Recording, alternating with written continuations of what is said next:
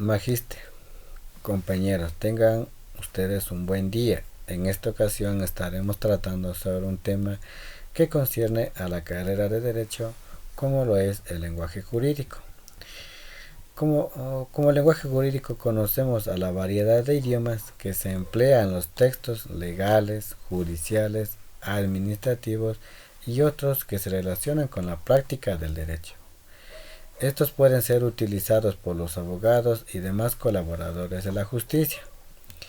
Ahora bien, con respecto al lenguaje jurídico, podemos mencionar que ha ido evolucionando de acuerdo a las necesidades del derecho, teniendo como propósito analizar los problemas lingüísticos para poder identificar sus dificultades gramaticales con relación a la redacción jurídica mediante dichas reglas de redacción. De esta manera mejora los textos jurídicos y a través de estos demostrar la importancia de lo que es el lenguaje jurídico. De la misma manera, con relación a la importancia del lenguaje jurídico, debemos comprender y comprobar lo necesario que es el uso adecuado de esta herramienta y su función. Además, hace algunos años se ha ido incrementando el interés por el estudio del tipo de lenguaje empleado en los documentos jurídicos.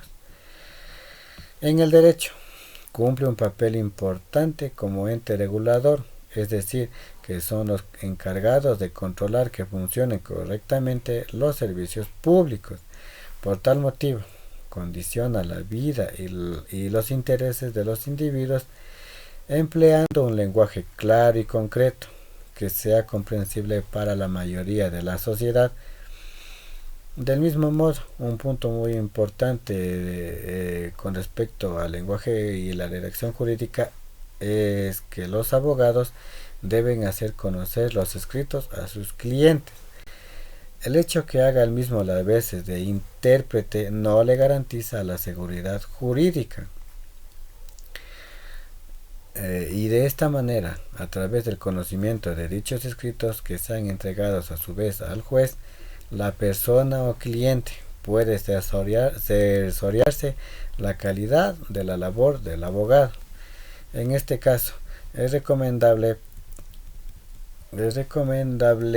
que los textos jurídicos deben aproximarse a un lenguaje entendible, sin rebajar su formalidad, teniendo en cuenta las principales funciones como puede ser expresarse con precisión jurídica, empleando palabras técnicas, jurídicas en los tribunales y usando una posición con relación a la materia. Además, sus características son la utilización de términos y expresiones que indiquen los reglamentos para el bienestar común.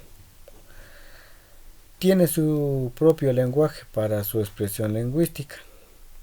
Y de la misma manera, los profesionales deben hacer uso de un lenguaje formal con un término jurídico, utilizando una redacción impecable, siguiendo los términos vigentes en el derecho y utilizando términos comprensibles al oído del ciudadano, dando a entender la interpretación de su problema.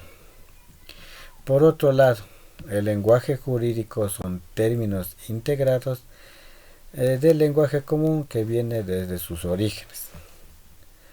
En este punto también podemos encontrar ciertas diferencias entre el lenguaje jurídico y el lenguaje administrativo. Como por ejemplo en el lenguaje administrativo se refiere al que es usado por una administración.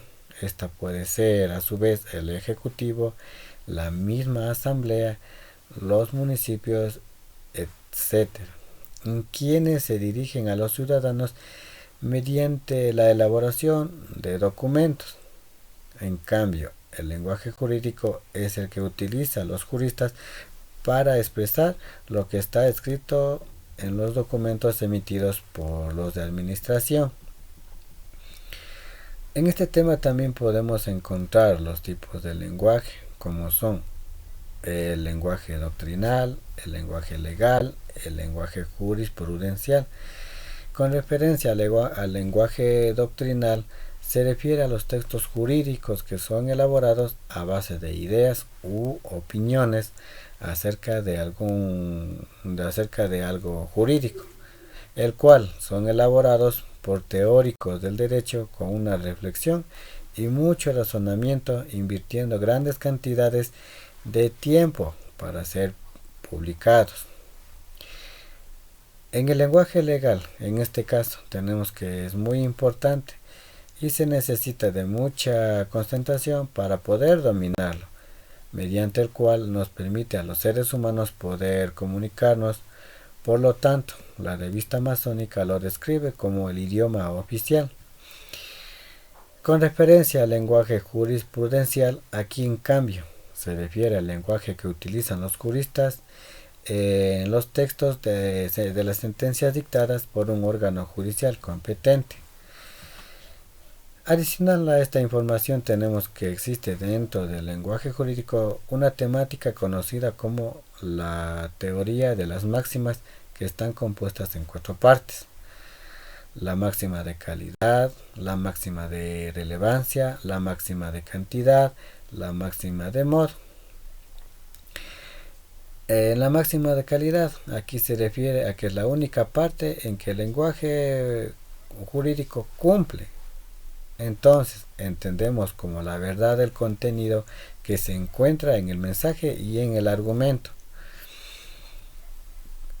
Con respecto a la máxima de relevancia, en este caso se refiere a que solo se puede presentar los elementos más relevantes sin necesidad de argumentos que no sean necesarios. Y la máxima de cantidad, aquí en cambio solo se puede presentar la información precisa y no dar información innecesaria, pero tampoco dar poca información.